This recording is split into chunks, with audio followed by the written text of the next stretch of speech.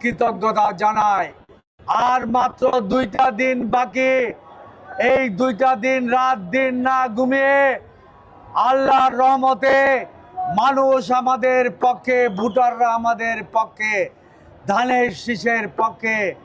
আমরা তাদেরকে সুসংগঠিত করে 12 তারিখে রেজাল্ট গণনা শেষ করা পর্যন্ত আমরা সকলে ভোট কেন্দ্রে থাকব।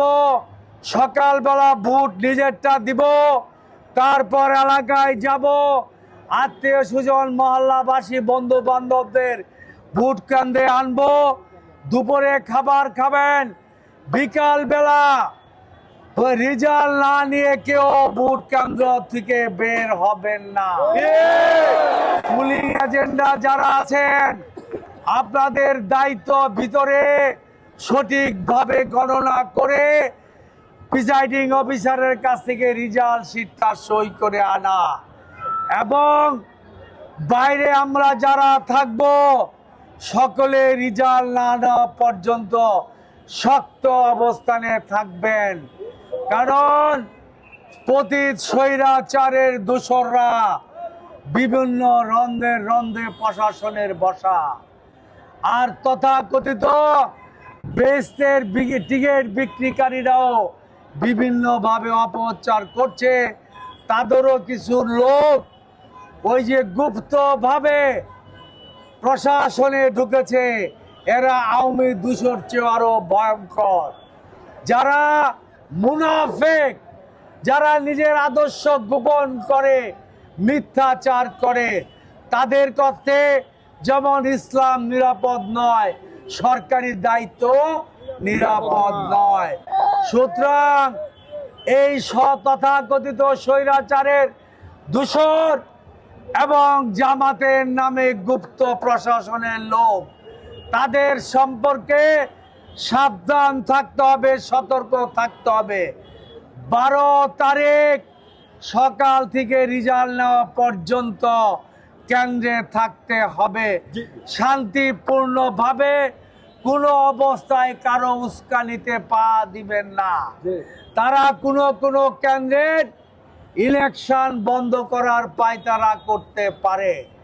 এবং ভিতরে আমাদের পুলিং এজেন্টদের বলবো, প্রথমে আপনারা ব্যালট পেপার এবং ব্যালট বাক্স মিলাবেন, তারপরে আবার গণনার আগে কতগুলি বাক্স হয়েছে, কতগুলি ব্যালট পেপার বাকি আছে মিলাবেন, তারপর বাক্স ঢালবেন।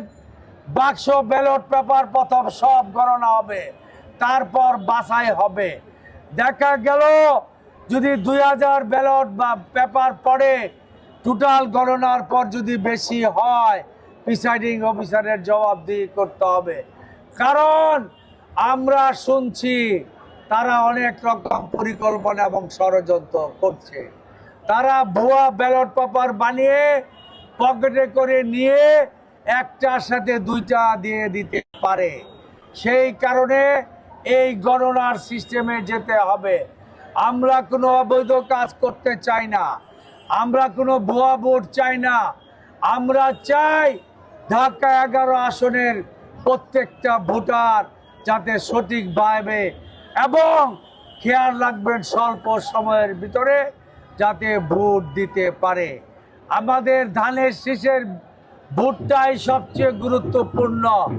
তারপর যেটা হবে সেটা হলো বাক্সে আমরা ভোট দিব, সেটার দিকে খেয়াল রাখবেন। সংগ্রামের সাথী ও বন্ধুরা, আমাদের চেয়ারম্যান জনাব তারেক রহমান গতকালকে আমাদের ইনস্ট্রাকশন দিয়েছে। আমরা ঢাকা 11 বাসী তার কাছে কৃতজ্ঞ এই কারণে যে শত ব্যস্ততার মধ্যে উনি আমাদের এই ঢাকা 11 আসনকে গুরুত্ব দিয়েছেন বলেই উনি গভীর রাতেও কালকে আমাদের এখানে এসেছে, গুরুত্বপূর্ণ রাষ্ট্রীয় বক্তব্য দিয়েছে, আমাদের দিক নির্দেশনা দিয়েছে। ধানের শীষের ভোট তারেক রহমান সাহেব এই 17 আসনে দাঁড়িয়েছে। আমার উল্টো পাশের শাহজাদপুর এবং 30 একরবাসী, আপনারা ভুলে গেলে চলবে না। এই তারেক রহমানই 91 সনে আমাদের এই 1385 একর জমি অবমুক্ত করে এই এলাকায় গ্যাস এবং পানির ব্যবস্থা করেছিল। আজকে উনি নিজে ধানের শীষের পক্ষে গুলশান, শাহজাদপুর এবং আজকের এই 30 একরে দাঁড়িয়েছে। আপনারা, আমি বিশ্বাস করি অতীতে তারেক রহমান বিএনপির কর্মকাণ্ডের কথা মনে রেখে আপনারা সকলে ধানের শীষে গুলশানে তারেক রহমানকে ভোট দিবেন।